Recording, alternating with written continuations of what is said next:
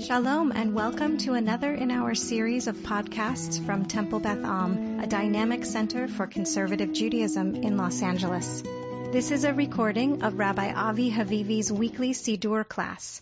We're doing Renewal, Reb Zalman. I've been doing more Reb Zalman research, by the way, and I will have Reb Zalman stuff about God, because I said, we're not talking about God. We're talking about his view of the Siddur. So I did find some good Reb Zalman stuff about God, which we'll do later. I think he has interesting musings on the Siddur and interpretations, and some of the way he expresses himself is very charming, down to earth and charming.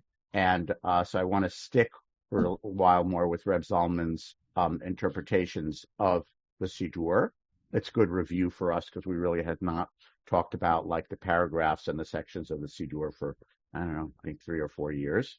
Let's see what I'm pulling up. I wasn't going to do this passage, and then I read it yesterday, and I said, we should. Okay. And again, we're talking about Rabbi Zalman Schachter, one of the main founders of the Jewish Renewal movement, and we're talking about sort of two branches of Neo-Hasidism, his, which is more, I will put it in air quotes and call it liberal, and Art Green, who is a little more traditional. Art Green did not found a separate new. Okay, let's see. Here we go.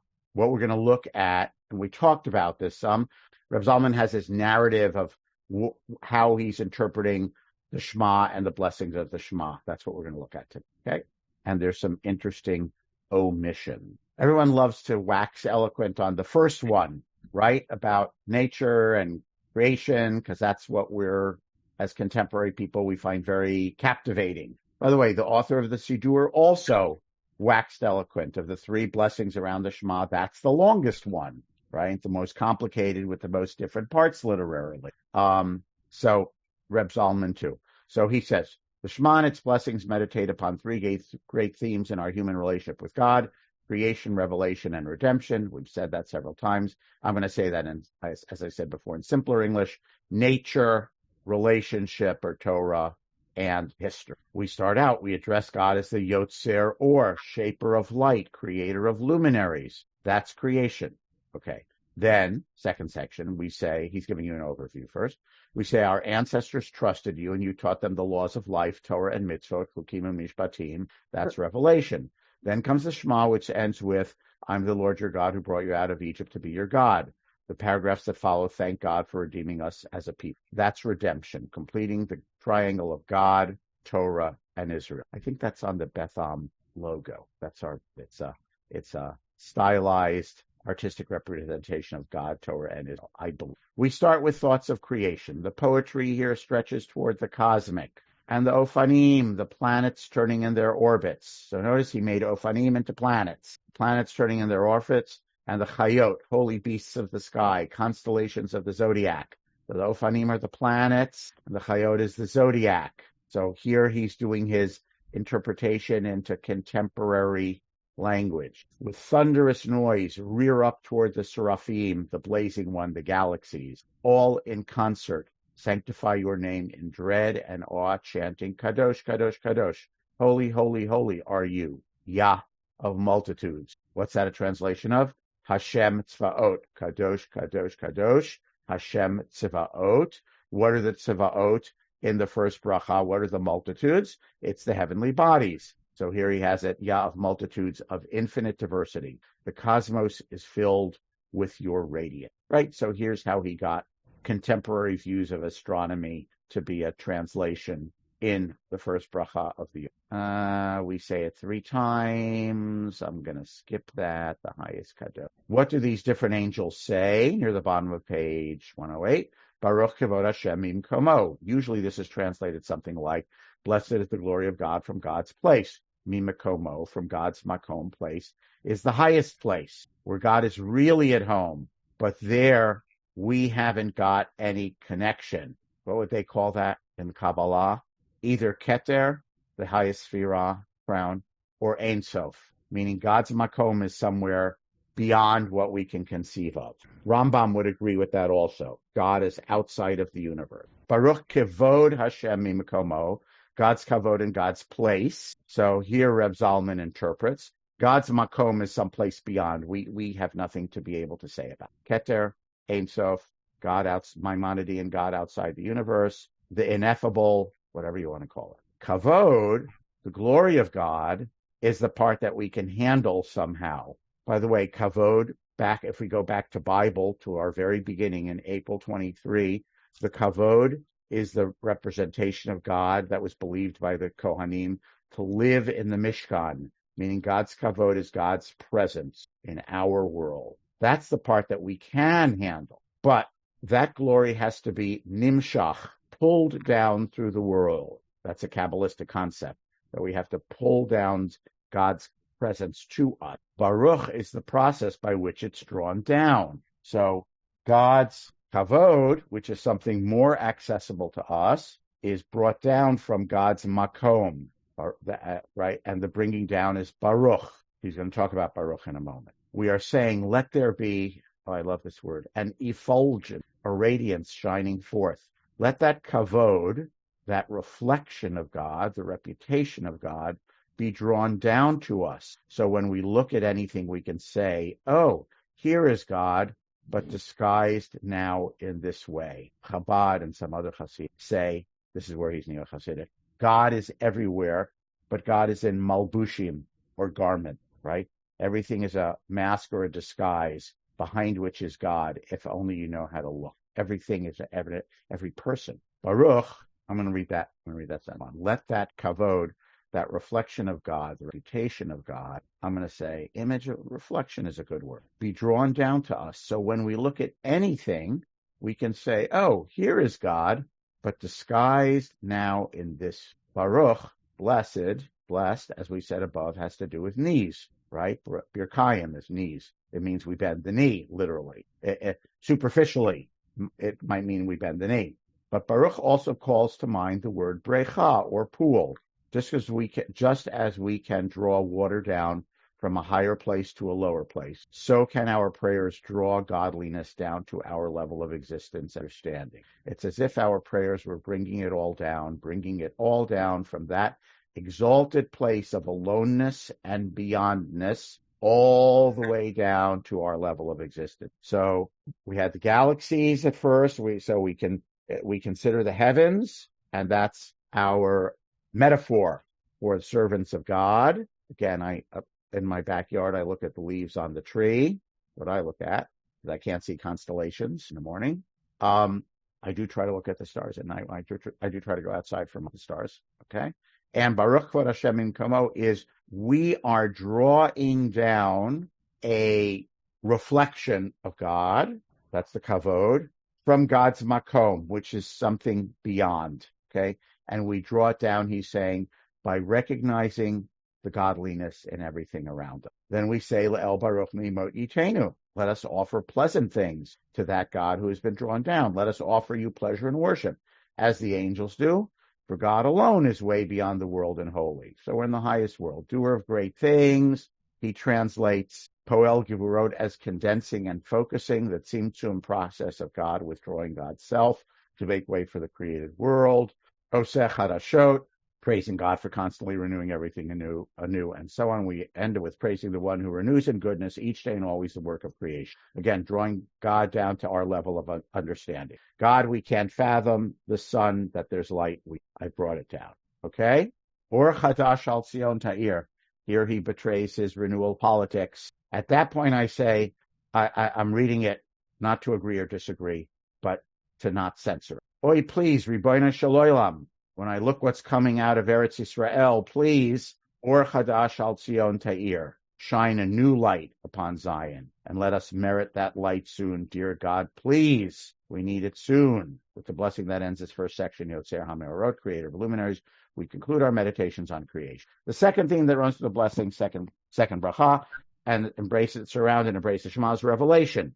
If the emotion most closely associated with creation is wonder, the emotion most closely associated with revelation is love. Revelation is something that comes with intimacy. In the Siddurim that go according to the Nusach of the Holy Ari, we say, Ahavat Olam Ahavtanu. In the non-Hasidic Ashkenazi Siddur, we say that in Ma'ariv, but not in Shachrit.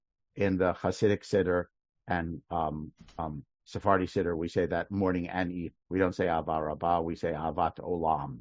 Avtanu, both morning and I like to translate this as from ever you have loved us into life. Because the loving that we thank God for is not merely a feeling, it is the creative force that brings us into being, into this olam, this world. You have loved us into life. We go on to say, light up your eyes with your teachings. It's like saying, we want to celebrate the intimacy of that moment in which the beloved gives to the lover a glimpse of how the beloved wants to love and be loved. I like to translate it this way. I'm sharing this because I like Reb Zalman's very loose translations of things in the Siddur. When we see Torah, when we study Torah, may we see clearly what is meant for us to know. When we do mitzvot, may all our feelings sit harmonious in our heart. Focus all our heart's longing on that moment when we stand in your presence in awe and adoration. Finally, we seal the paragraph leading up to Shema with a blessing, Habocher, blessing the one who chooses us in love, or if you prefer, which I personally prefer, who relates to us in love. The Shema, the Yichud, the unification, a moment we've been building up to since we started. I'm sorry, I'm going to rush. Listen, Israel, Yah, our God, Yah is one. Who is saying this? Moses, our teacher. The instruction comes in singular at the top of page 12. He doesn't say Shim'u, he's talking to Israel. He says Shema, you individual member, here and now, of an ancient God-wrestling people. That's sort of the renewal translation of Yisrael, right? Which comes from when Jacob gets the blessing from the angel, because you have struggled with divinity and humans. So Yisrael means God wrestler. So you individual member of Yisrael, Yah Eloheinu, the God you think of as your God, and all the gods that all the people of earth imagine, each with their own imagery and language as their gods, all of those gods, plural Eloheinu, are one, unique, all there is. In the heart of that unification, that yichud, we are all one. In Atzilut, remember this is the fourth level world, the world of the intellect. Sorry, not the world of the intellect. No, yeah, this is the third level, world of the intellect. I am not I and you are not you. All is one. And yet we do not lose our Yisraelness. The statement is addressed to us as Jews, recognizing the role and tasks that we've been placed here to do. So now we have to figure out, what are we going to do with this teaching? Then he has a whole thing about saying the Shema 4 times. I'm going to skip it. Second paragraph on page 113. The Shema is the quintessence of Beriah. That's the third world, right? We said the physical world, the emotional world. Now we're in the intellectual world. Better than intellectual, the world of knowledge and thought. Let's call it thought. Body, feelings, thought. We are not giving thanks. We are not praising. We are not blessing. We are not asking. We are simply trying to wrap our minds around the statement that holds up the ceiling of our Jewish existence. God is one. This is harder to grasp than it sounds. The Tikkunei Zohar marvels. You are not one as an alternative to 2, 3, or 4, but a unity of infinite existence, infinite potential. Everything is one. Chabad has a lot of it, okay?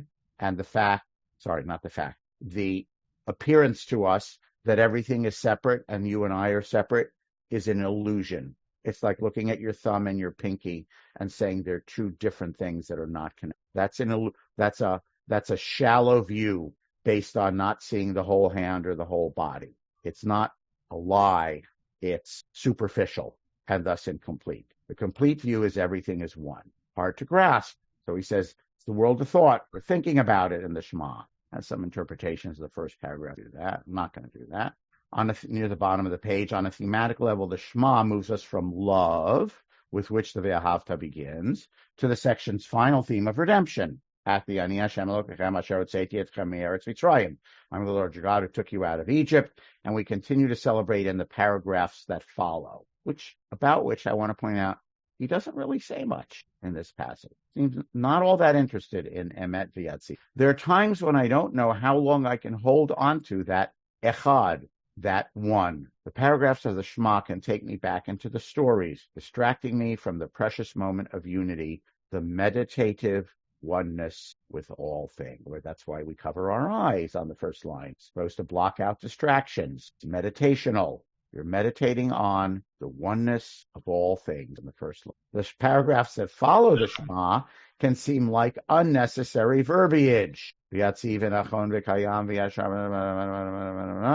Okay. Perhaps, this is my smiley face near the top of page 15. That's a smiley face I wrote on the side. Okay.